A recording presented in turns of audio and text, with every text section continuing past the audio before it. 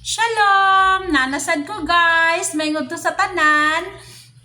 Karon nakita naman ninyo kung sa to akong mga kuan, istorya sa akong gamay nga gipaambit sa inyo mga gamay nga istorya sa akong kinabuhi.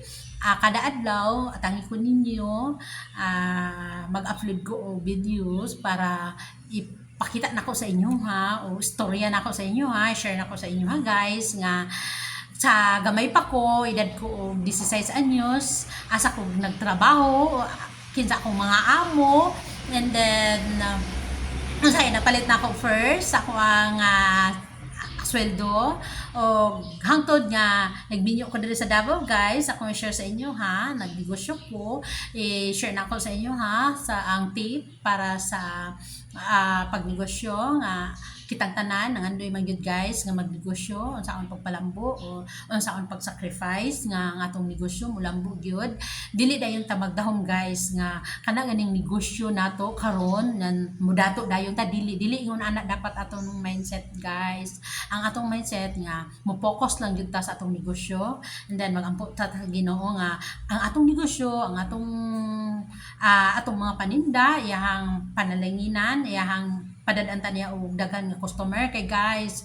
Dili jud na ang negosyo, dili jud na tungod kay kuyaw kay ka magnegosyo guys, kung dili magdepende pud jud na sa panalangin sa Ginoo. Kay maski unsa kadaghan o unsa kanindot sa imong product na baligya sa imong mga gulay or lamas man unsa mga klase nga negosyante, kung dili jud nimo isalig sa Ginoo guys, wala jud kay panalangin guys nga gikan sa iya mo nang always ta mo ginasultihan, encourage ta mo nga sa dihang mangandoy ta nga gikan ta sa kalisod, mangandoy ta nga makahawas ta sa kinabuhi, motrabaho ta og matinud-anon nga trabaho, tapos kuan pud nato, i-commit pud nato sa Ginoo nga atong mga pangandoy. Kay sa dihang i-commit nato sa Ginoo atong mga pangandoy, ihatang tudluan, ihatang tagaan og wisdom law nga sa Ginoo nga unsaon nato pagdala sa paghandle sa negosyo nga iyang ipiyal sa atoa.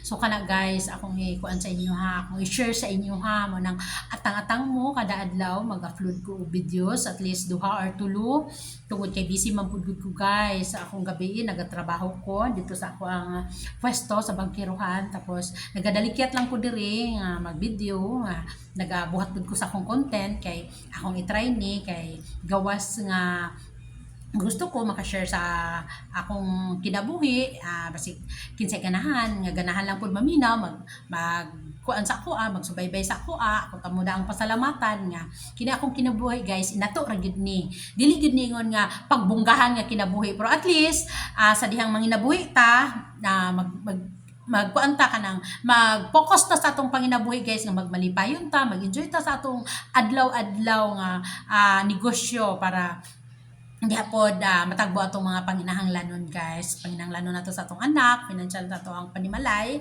atong mga bayronon sa atong mga bills. I'm sure na gyud tay expenses kada adlaw tungod kay natawo man ta aning kalibutanan ni, na gyud dili gyud maiwasan nga natay gusto paliton, natay gusto nga bayaran sa ato ang mga parehanang bills, tuition sa mga bata, pamasahe sa mga bata guys. So maglisod man ta ana guys kung wala tay idea kung asa ta, kung saan na to pag diskarte sa kinabuhi. Labi na guys kung wala gyud tay nahuman nga gieskwelahan, wala ta nakahuman og graduate, medyo maglisod ta kung wala tay diskarte morning.